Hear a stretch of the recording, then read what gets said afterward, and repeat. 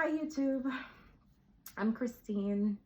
It's been a while since I made my last video, and in all honesty, 2025 it was a lot. It was much.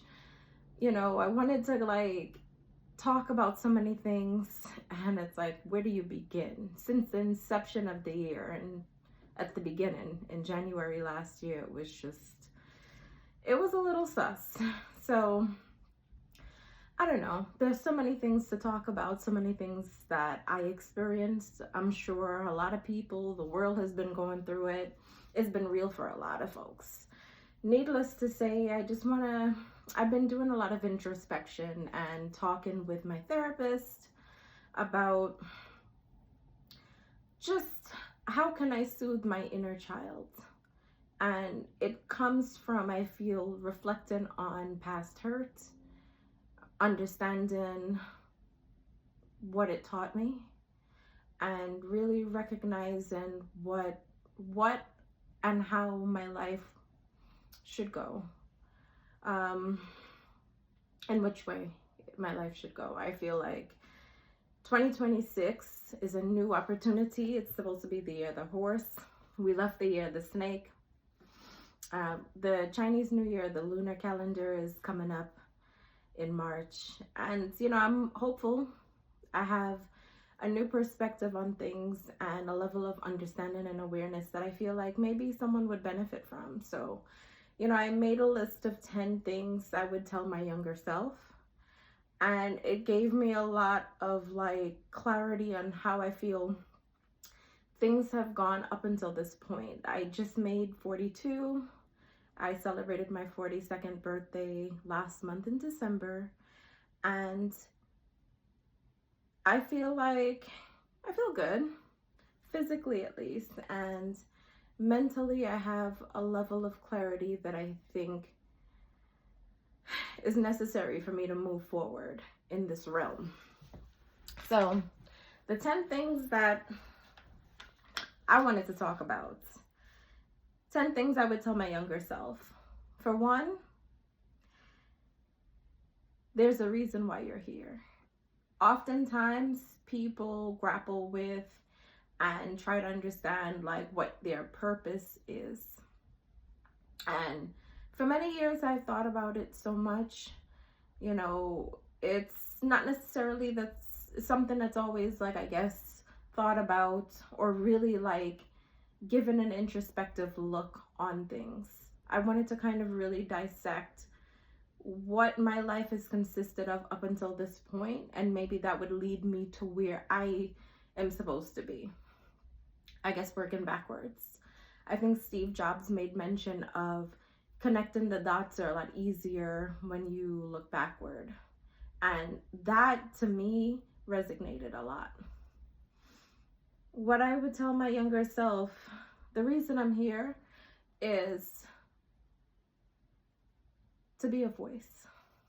And I say that because, I've worked in the mental health field for 20 plus years, both actually in the military and the Air Force, in addition to civilian not-for-profits. I currently work for the government in mental health, and to me it behooves me to specify these things because I feel like I've made an impact to people in my community, my clients, the people I've serviced, their families, associates, even some of my coworkers.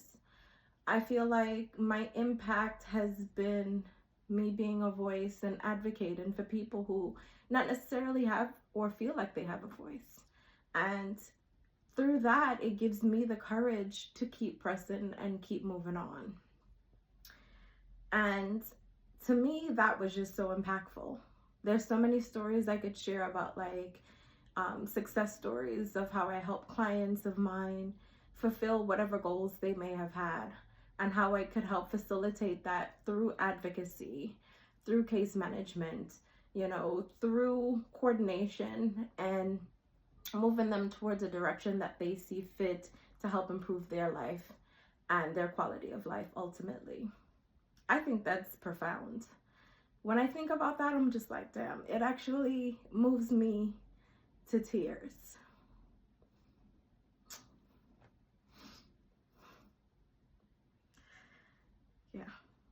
So the second thing I would tell my younger self, you are loved and cared for. Oftentimes we overlook our inner child, and one of my most significant memories was when I lived in California many years ago with my dad and my mom. I'm a military brat. Not only am I a veteran, but like my dad, he was in the Marines at that time. Shortly after the breakup had between my parents, my stepmother came into the picture, and she's also a veteran. In the military, she was an Army colonel, now retired. They're both moved past the military, but they also work for the government. All of my parents, actually, ironically enough, my dad, my mom, and my stepmother all work for the government, and now I do as well. But one of my most significant memories was me being in California and being at clearly an adult party, because I recall vividly it was at night, and to me it kind of resembled a lot of these, I guess, houses or architectural designs that are most often found in California, where, you know, they have a backyard, a huge facade with a pool, things that you would kind of see in the movies, right? And here I am, clearly I think I probably was no more than 2 years old. And I remember just crying in fright and frustration because I couldn't find my father. Granted, I didn't get there by myself. He clearly took me there. And the reason or the rationale behind him taking me, that's always yet to be questioned, but I have my theory. I remember calling out for him, couldn't find him, and a woman came up to me and was like, "Little girl, are you okay?" And she's like, you know, I'm frantic, crying. I can't find my dad. And she's like, "Well, who's your dad?" And I'm like, "I don't know, it's my dad." Like, I mean, I was a child.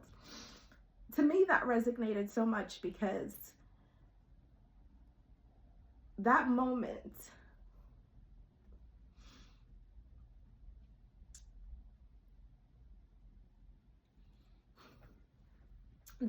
set the tone for a lot. And I'm trying to get through this, but I remember me being so distraught. And to me, it can only mean that from that point on, why I've had such issues, just relationships, familial, things of that sort, just relating to people, having abandonment issues from that point. And to me, it was the easiest way for me to trace back to where I had that problem. And, you know, recognizing the dynamics I had with my dad. Even now, you know, we don't have the best relationship. He lives in another state. I don't really see him that often, maybe like twice a year, if that. So, I mean, I do go and visit. I will speak to him and converse on occasion, but it's not a close bond, put it that way. So to me, I thought that was just like the most vivid memory I've had, and the most impactful one that really laid the foundation and set the course of my journey. I would tell my younger self, you were loved and cared for. You know, just realizing how it's so important to nurture and care for your inner child.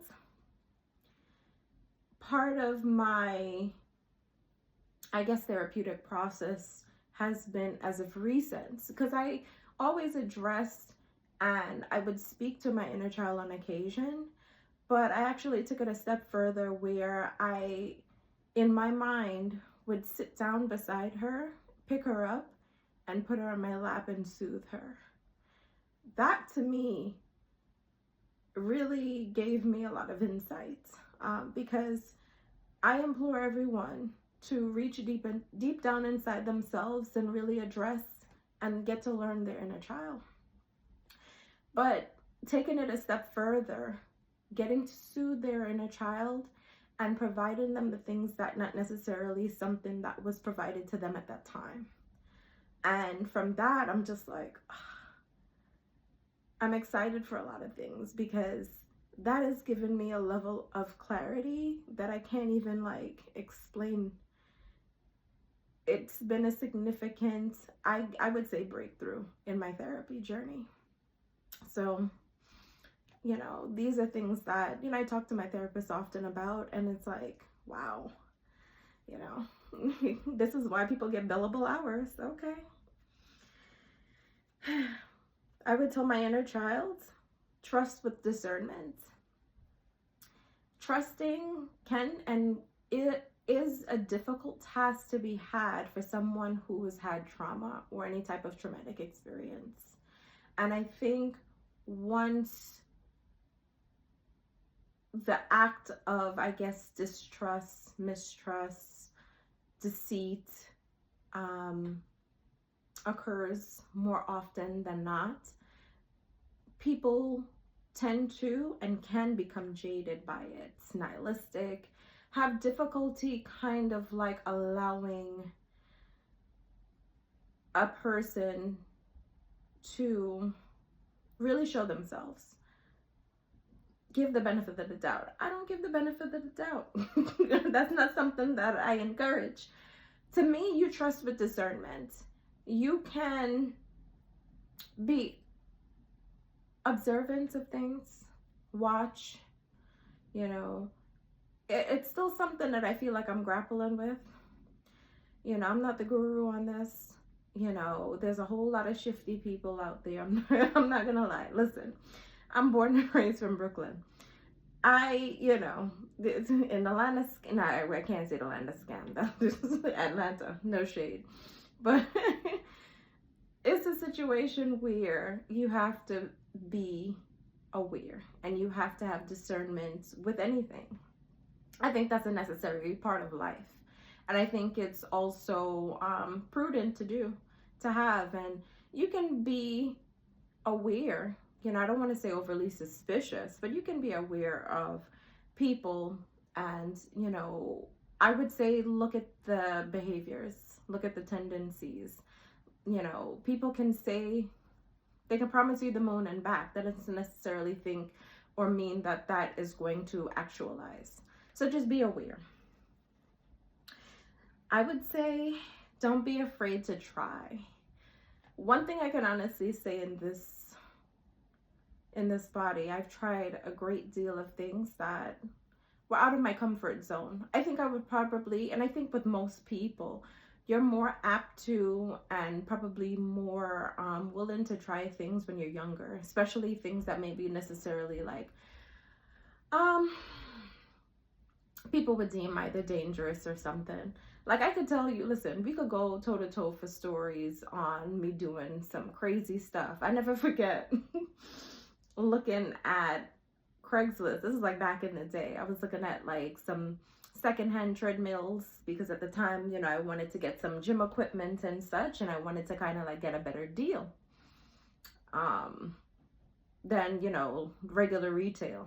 So I looked on Craigslist and I saw this lady was selling her treadmill, and she was somewhere in Queens, like at the border of Queens and Long Island. If you're from New York, you know. And this is before I don't even remember if I had an iPhone at the time. I want to say I had an iPhone. However, I don't think the technology was there when people could track like your location, or like you could share your location. And I remember calling my mom right before I went into this woman's house, like, listen, this is the address. This is where I'm at. If in the event I don't call you back in 10 minutes, summon the police, okay? The authorities. And I went, lovely lady. Yeah, she looked like a cat lady. No shade to the cat people. But I remember going into her basement. Also, I said, oh yeah, it's just back there in the basement. Girl, okay? And it was in the basement. It was like, you know, it was actually a ways from like the steps. So if in the event someone jumped out from the crevice or corner, it would have been a wrap, okay? But I saw the treadmill, I checked it out. It was actually in good condition, but it was just really, really big. I was like, oh, okay, I don't think I could take it. It was just us two. I'm like, where, okay, how am I gonna, I didn't have a truck. Listen, I didn't think about the logistics. I just wanted to see if I could get a good deal. Needless to say, I wound up not taking the treadmill. But that could have gone really left. I think so many crazy stories I've had. I'm just like, girl, what were you thinking? So, I mean, don't be afraid to try. but the discernment I was talking about before. Just saying. But I mean, I'm just saying that in jest. I don't be afraid to try and try new things, try new experiences, travel, educate yourself, go to school. You know, if something doesn't work out, that's fine. It's an experience. You know, I've had various failures throughout this course of this life, and I'm sure I'll have more. I won't allow that to stop or deter me from trying something. You know, I've been to 6 out of the 7 continents this far, and I plan to go to Antarctica at some point in time. I've traveled all the way to Australia by myself. And, you know, I grew up very sheltered. Oh my goodness. Hyper religious family. I'm first generation born in this country. I hail from immigrant parents. I'm the oldest and the only girl. So that gives you a whole perspective. The level of parentification, I would say, had on me, where I had to, at some point when my brothers were younger, to provide and help them with things, like cook and clean for them and pick them up from school. And there was a level of expectation had. In addition to the fact that my parents were very strict on me as opposed to my brothers. So I didn't have a lot of the freedoms to kind of like just exercise my wants and needs and explore who I am truly and the things that I may like. So it's kind of difficult because when you're a late bloomer, you feel like it's like you've lost that time that you can't really get back. Now I think, you know, as I get into my 40s, I'm just like, I don't see it quite that way. As long as you're here, you have the opportunity to try. Another thing I would tell my younger self, take care of your body. Oftentimes, you know, I go through, I don't want to say a course of like yo-yo diet, and I've always tried to stay as fit and active as possible. But when I have bouts of depression or stress, my weight can and does fluctuate. I do acknowledge that. I would be so genteel and caring for my younger self. You know, the processed foods that we consume. Granted, there was a lot of things back in the day that people weren't aware of. And now as people become more aware, they do better. But I feel like even now I'm curtailing a lot of things, and I feel like I'm improving, but I feel like it's frustrating when I'm kind of picking up the pieces, put it that way, you know. Even in the military, I was always active, but there were instances when I fell into a great deal of depression, especially when I was going through grad school. It was very, very difficult, tumultuous time for me emotionally. You know, I can go into a slew of different stories about things that I had to kind of like endure around that time. But to keep it short, just take care of yourself. Protect yourself. You only get one body. Some people buy a body. You know, I would like to get on that bandwagon, but listen, I'm gonna get the coin. But take care of your body. Learn to support your, I'm sorry, girl. I can't read my handwriting. I can't read the hieroglyphics. Lean into your support systems. Oftentimes when I'm going through troubling times or like something stressing me out, I isolate myself. And I'm learning now, just now, that having a community, having support from your friends, family, associates, people who truly care about you as a being is so important. I can't stress that enough. Sometimes I'm just like, I can be a recluse where I just kind of like stay to myself, especially too. I live north of New York City and I'm away from a lot of family and friends. Everyone's kind of like scattered about. So it's not always the easiest in terms of logistics, but that shouldn't negate, you actually going through a situation with that level of understanding that you need to reach out to someone, right? I think that is just so important, especially in these turbulent times. 2026, we'll see. I don't know. 2025, not so good, but 2026, get a good support system. I think it's immense. I'm not married. I don't have children. I don't have pets. I have my plants. Well, my other plants died, but that's kind of like sad. But I have one still holding on. I love her dearly. And it can be a bit lonely. Not necessarily in the sense that, I'm seeking or like obsessed with romantic partnership. It's just more or less just having that kind of human interaction. I just came home from Brooklyn. I went to visit my mom in Brooklyn, and Brooklyn is home. So it was good seeing her, talking to her, conversing, but just having that human interaction. I read somewhere where isolation mimics the body similar to that of like a cardiac related issue or diagnosis, in that stress can affect the body, but also isolation affects the body in a similar fashion.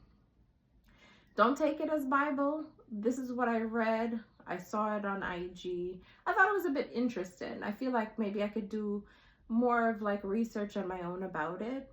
And I think coming out of COVID, that to me is just like, a lot of people are isolated. And I feel so horrible. Like, oftentimes I'm like, I spend the holidays by myself, and that's always been like the norm. I'm like, oh my goodness. So I think too, I've been told millennials, we're the largest group that are single, unmarried, and live alone. And I'm just like, okay. I don't think that's going to age well. Not in the sense of you have to have like a nuclear family or a spouse or something to that effect. I think more logistics. Like, who's going to help the person if in the event, they have a medical emergency, falls, etc., etc. So I always ruminate on things because you don't know. But that's something to kind of like, I guess, think about in the future. So something else I would tell my romantic self, we're up to 7. Romantic relationships are not a substitute. And I kind of left that open. To me, I feel romantic relationships are not a substitute to unaddressed childhood trauma. As I mentioned, having had not the best relationship with my father, I feel like that set the tone for me. I can only speak for myself. In formulating romantic bonds and relationships with people I had no business being around. No shade. I don't even think I would trust a couple of them with my purse. And I'm gonna just let that sit and ruminate. I mean, thinking back, this morning, ironically enough, I was thinking about like past relationships. I had like maybe like 1 or 2 like longer, quote unquote, relationships, and not necessarily significant. I think the longest one was probably like 2-3 years on and off, but it's always just rocky, always chaotic, always okay. You got past this hurdle. Now is this, it's like, I'm like, what is the problem? One thing I value mostly now is my peace. And, 2025, my intention was to just kind of like see where, things would go. I was open to a relationship, but not necessarily preoccupied with it or seeking out or not on the apps or anything. Just like, kind of like, eh. Long story short, as the year came to a close, I got into a relationship with someone, and it only lasted a couple of months. I had no business being with this person. I knew from the beginning. That's the thing, like discernment. Go with your gut instinct. Don't question yourself, please. I knew it wasn't a good fit for many reasons, and it's just me knowing myself, having my specific expectations and what I want and how I want my life to look. It just didn't seem like we meshed. And part of the reason why I feel like I kind of like, once I got in it, I was teetering. I was like doing double dutch. I was back and forth. And he assured me, yes, this is what he wants, da da da da da. To me, that should have been my cue in saying, listen, go with your gut instinct. We're not compatible, right? Force the issue. But I think part of it was me not trusting myself and having some repressed emotions and not feeling 100% that I could trust myself and valuing myself truly. It was a difficult situation. Needless to say, we're not on speaking terms, but I just feel like it kind of pushed me into the state that I'm in currently, having to do more introspection and having to do more of a deep dive into who I am as a being and how I want my life to look moving forward. It almost like lifted the veil.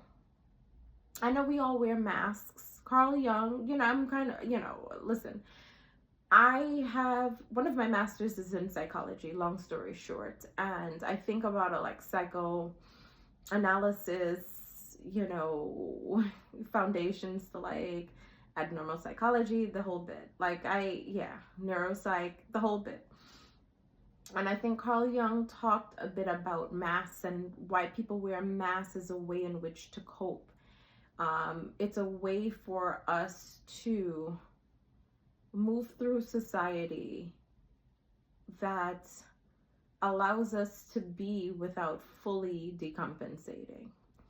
And the end of that relationship, I pushed myself into the space of really lifting the veil for myself, because I realized, okay, what has this situation or experience taught you?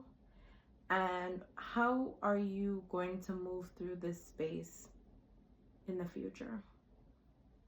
And when I tell you, granted, the situation itself, I could have kind of like not been bothered. Like, if I didn't experience it, that's fine. But I didn't think that I pushed myself enough where even if I was pursued by the right person, I would be able to navigate through the process in a healthy, stable way.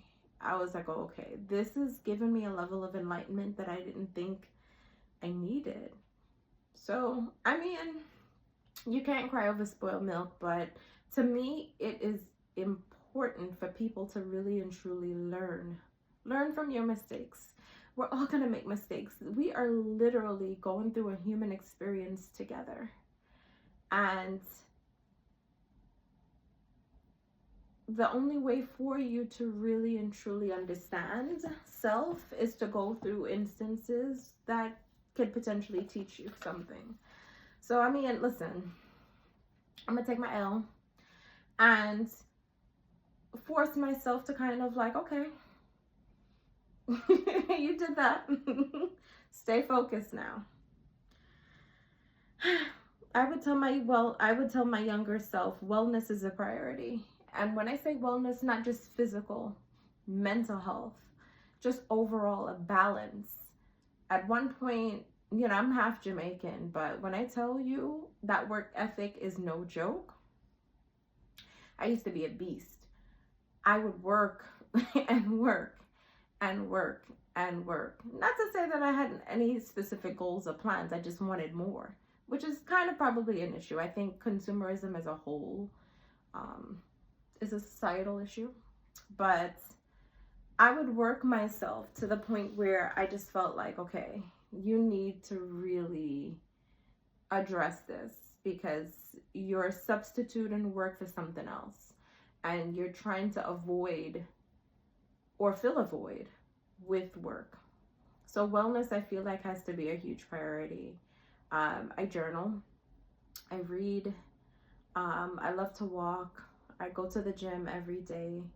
Meditation, I'm getting more into things to kind of like rejuvenate myself. I like to go to the spa, activities that I feel bring me joy. And part of that is, it's all wrapped up into the wellness package. You have to do something to not only nourish you mentally, emotionally, physically, so many aspects. So wellness needs to be a priority. And 9 would be, life is a journey. We go through this life in this body one time and one time only.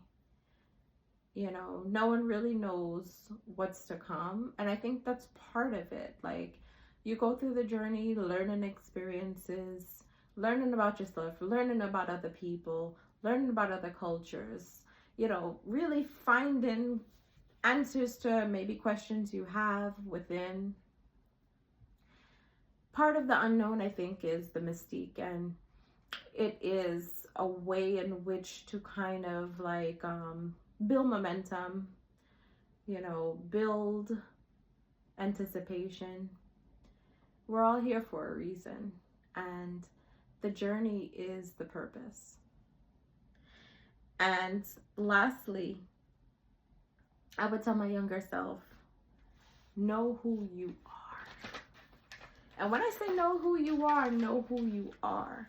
I thought a great deal about who I am as a person, who I am as Christine. And I can honestly say, so many things come to mind. I'm a daughter. I am a sister. I'm a cousin. I'm an aunt. I am a former service member, veteran. I'm a civil servant. I am a mental health professional. I am a neighbor. I am a friend.